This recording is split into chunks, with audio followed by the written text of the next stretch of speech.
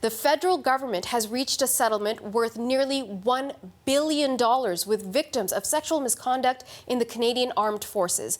David Thurton is in Ottawa. He has more on this story. So, David, what can you tell us about the settlement? Yeah, Natasha, this is a big settlement, $900 million.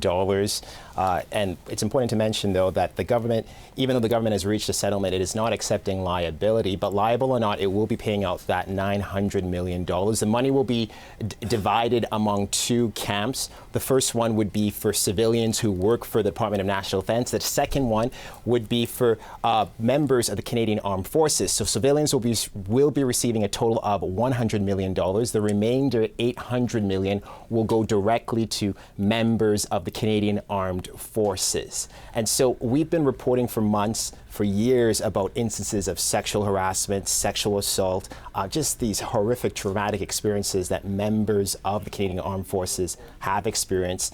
Now they're finally getting this settlement.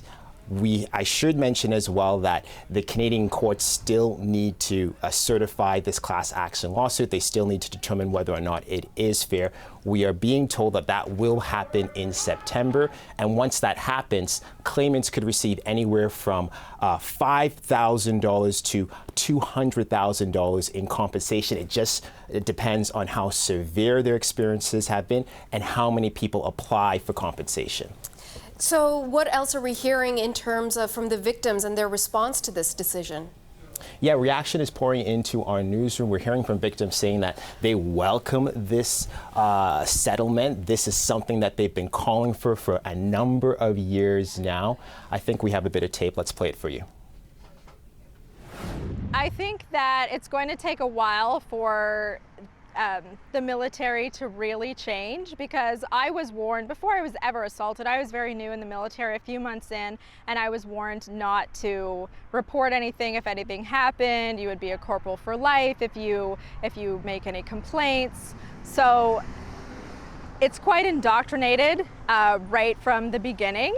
I hope the numbers really start to go down. I think the best way for the numbers to go down will be for the upper echelon of the military to listen to victims, to figure out how these assaults and harassments and discriminations, they were occurring in the first place, so that we can prevent them.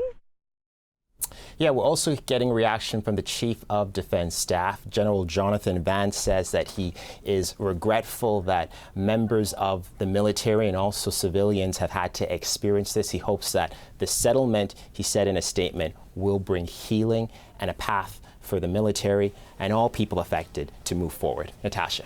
CBC's David Thurton reporting from Ottawa. Thank you, David. No worries.